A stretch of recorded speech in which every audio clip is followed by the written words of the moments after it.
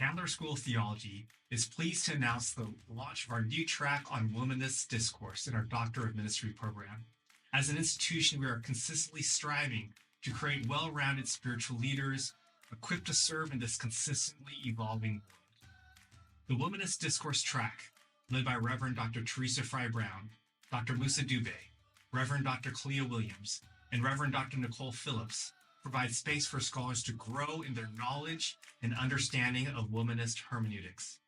We've teamed up with the Candler Foundry to present this 6-part series on womanist discourse, aimed to give you an inside look into the scholarship of our amazing faculty and inspire you to join us in this work of liberation.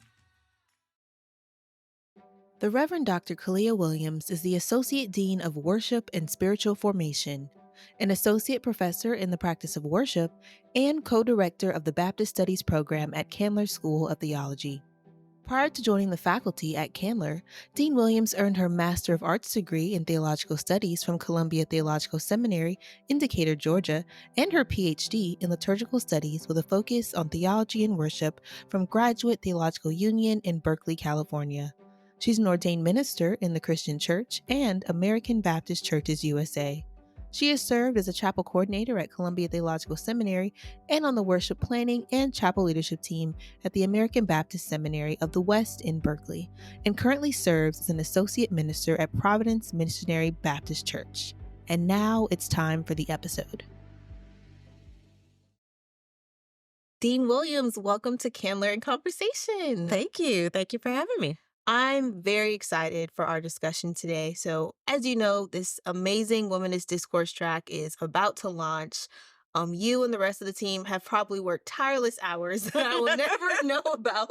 Yeah, that sounds right. To make this happen. And so I really just want people to get an opportunity to learn about you underneath all that it is to Dean Williams. And so when we talk about womanism, it's something that's deeply personal. Yeah. And so I would just like to start with asking, when did you first know that you were a womanist? Like, what was that defining moment where you said, I am a womanist theologian?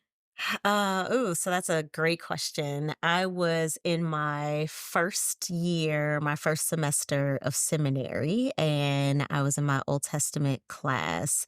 And the two professors that I had invited womanist scholar Marcia Riggs to lecture in the class. She was our ethics professor at the seminary at the time. And so they invited her in, and she introduced womanist ethics and theology to the class, which was great because I hadn't heard of it before then. And so as she started kind of talking about womanism and explaining it and giving Alice Walker's expression of it, like, it really resonated with me. And that semester I spent some time and said, okay, I think this is right. These are the questions I ask. This is the kind of lens that I view things.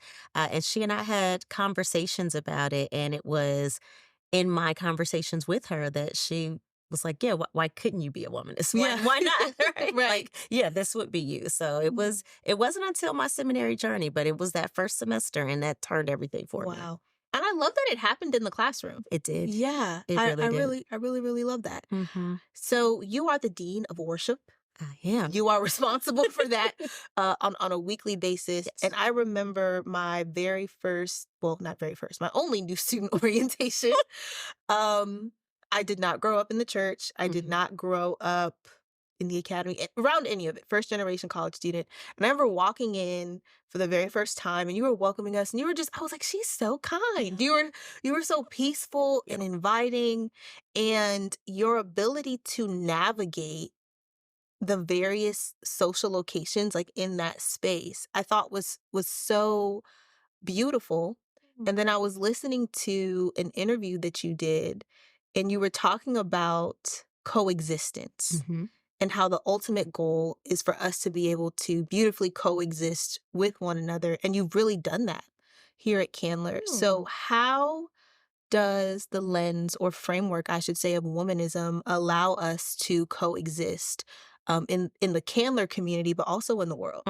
So first, thank you for noticing. Yes. I will say that because it is a lot of hard work and it's been at the heart of what I've been doing from the day I was hired and started here at Candler is to allow everything I do to come from the space that I operate in. And for me, the coexistence is really at the heart of the womanist expression of the survival and the wholeness, right? Of the whole, right? So really committed to the survival of the whole community. And that's the place where I've found home in womanism.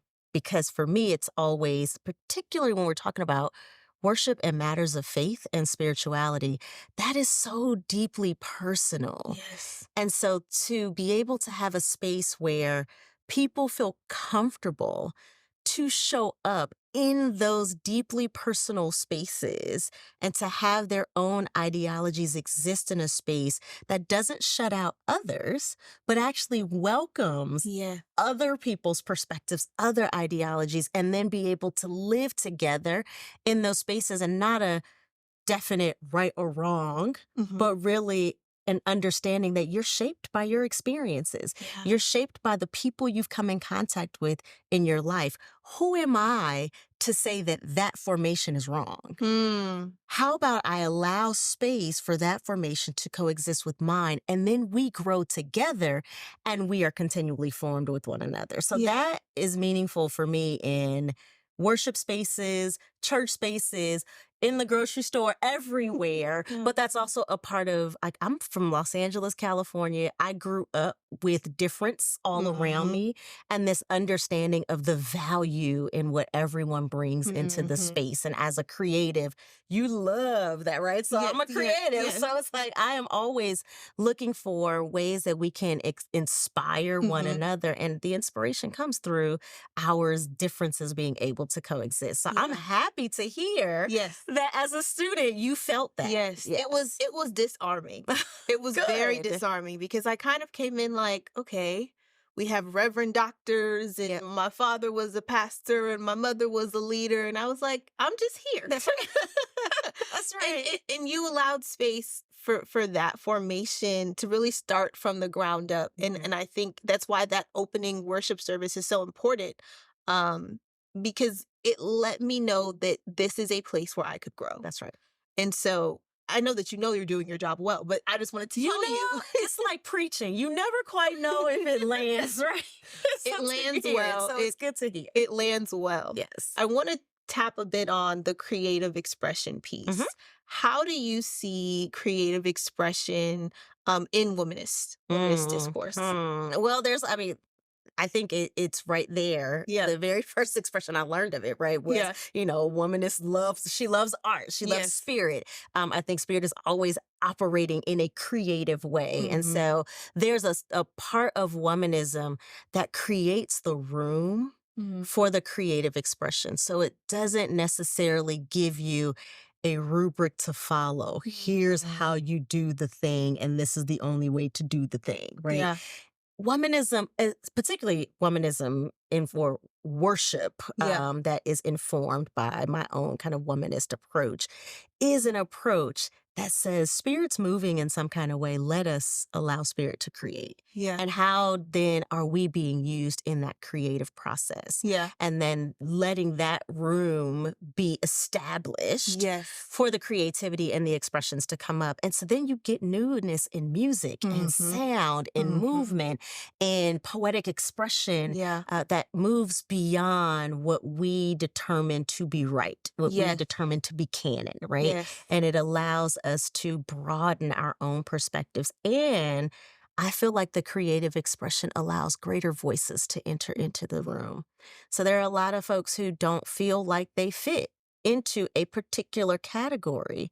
And if they don't feel like they fit into the category and we're only fixed on those categories, then they'll never enter the space. Well, womanism is all about let's deconstruct where the centers of power are. Let's revisit where we are actually placing our focus and who's on the margins, who's not heard, who have we not seen, well, how do we then invite those voices and invite those bodies into the space? And the creative side of it does that in a beautiful way. Yeah. Yeah. And I'm excited to hear how you're talking about this, because I want people listening to know that womanism is something that is present in the arts as well. Yes. And very you much so. do a wonderful job, even in worship, like the way that we get to see dance and poems and art. Like, you invite all of who you are, your past experiences, into those moments, and it creates a beautiful, I think, duality. Yeah. That I am grateful for as a creative. But it just lets me know that there is a lot more to this than we really see, and that's where spaces like Candler really come into play. So I'm really grateful for that. I want to now go to just a little bit about your bivocational living. So yes, you do wonderful things here. Yes. But you're also a leader in the church. You serve in pastoral ways outside of this space. Yes. So from that bivocational lens, how does womanism show up in your personal experiences in the church? I think it's the same way. The pastoral capacity that I navigate in here at Candler are very similar to the ways I navigate in the church. And it brings a level of sensitivity in how I am relating to people. That's the big piece, right? Yeah. So in the church space, I serve in a Baptist church as an associate minister, but also the first lady. I'm married to the pastor, right? So there's a whole I was going to let you name all of the dynamics that you would like to see. Yes.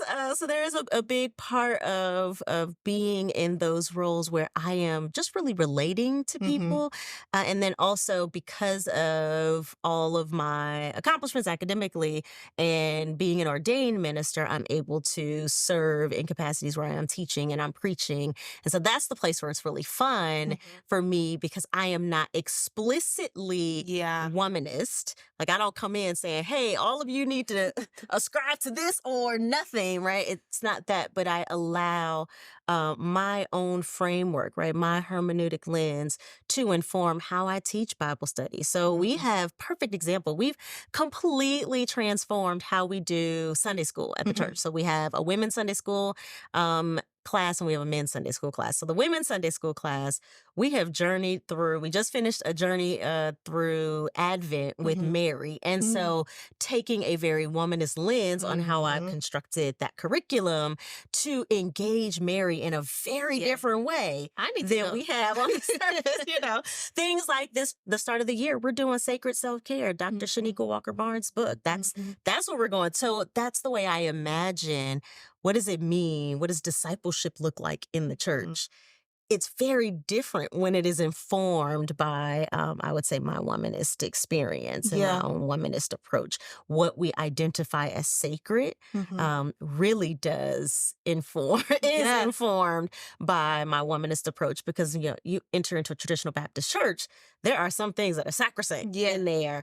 We do not touch. But over time, it's, understanding and reimagining and valuing the other spaces that are actually sacred and the other places where we experience God and then can talk about very freely of how outside of a sanctuary, these experiences happen and they form us, and then they inform how we show up in worship. And so being able to kind of teach that and model it also, I think, has been very helpful. Now, I do some things that are just like blatantly womanist. Like, I am very much inclusive language when it comes to God. Absolutely. So God is never named as father or he when I pray, when I preach, and I'm intentional in that. Not to say that you can't do that, but those who teach, who've taken my class know, like, we're not throwing that out the window. That is someone's theology and it is valuable to them. We are just trying to do our work and our due diligence in expanding our imagination of God. And so I take it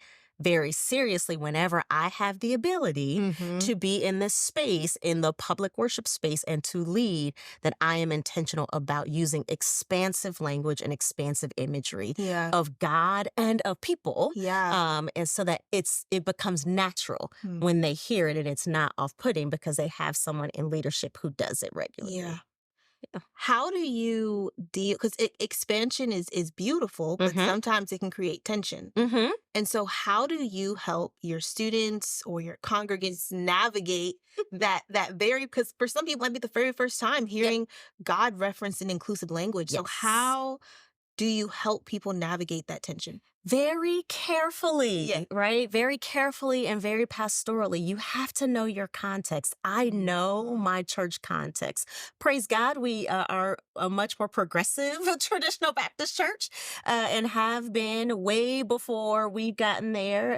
The church has been known to be very progressive. And so the thought process and the mindset is pretty much open. And so it's really introducing and giving people language. But there is a part of navigating where when you are starting to introduce something new, you're introducing, and I choose not to say inclusive language because that automatically kind of repels people. So I will say in those spaces, See, I just learned something. expansive, right? Yeah. I know it comes out of the foundation of inclusive language, but my languaging becomes expansive language because expansive says, oh, where I start isn't wrong, but there's a bigger imagination, right? And so I can actually grow, I can expand versus if you're saying inclusive language, then you're saying I'm wrong because I'm exclusive. Yes. Right. And so there's a way when people hear something different, our natural thought process is immediately to say, oh, what I was doing has been wrong all the time. And I'll say, no. And that creates immediate offense. And Yeah, right. And so there's a whole boundary that's been put up. But and I love the work that I'm able to do in worship because it's a little, I like to say it's a little softer approach than to just kind of rush you in. Right. But it is a bit of a softer approach. And it's a way where I can start to talk about who was the person that represented God for you. Most conversations that I have in the Black church and that I've had with the people in my church have always been, oh, my grandmother. Yeah. Well, this is a feminine representation of God in your life who has formed you, who's introduced you to God, who has helped, you learn the biblical literacy, all of that. So are we saying then that her representation of God is completely opposite of how God actually shows up in the world? We can't say, right? And so when you start to make those connections in that faith space, then I think it becomes a little bit easier. And then again, using that language of expansive has proven over time, because I've had some trip ups along the way. Sometimes it didn't go so well. And there was a lot of resistance, but just figuring out what's the right way of languaging it. And the biggest part, honestly, has not even been me teaching it.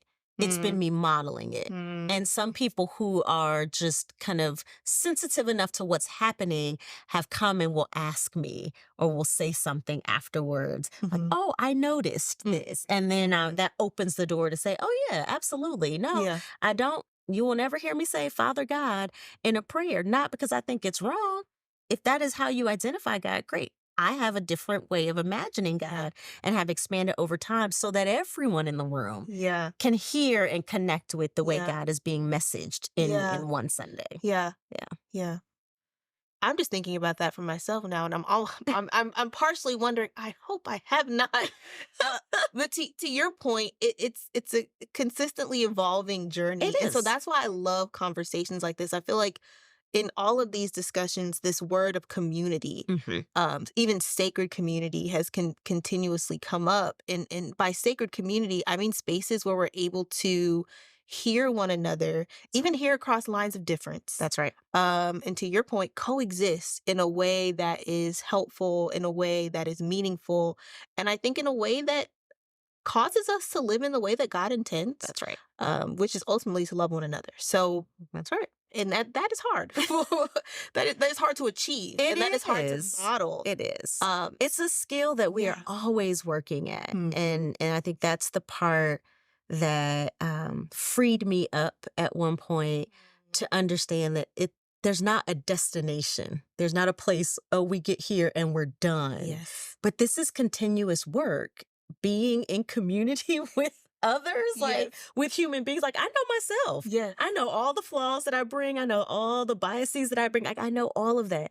And so if I'm going to exist in some form of harmony and coexist, and not just coexist, but flourish with others, then there's a part of that skill of listening and valuing that I've got to work on continuously. Yeah. And I will say, being in the role here at Candler, like the students test me every year. We have a new group that comes in With very different perspectives that push me to grow even more. And that's the part I love about my job, is because I have that opportunity to be challenged and to reflect and say, am I really living into what I think I'm actually living into and what I am trying to model? Am I actually doing that? And I have to continually reevaluate and fine tune those skills. Yeah. Yeah.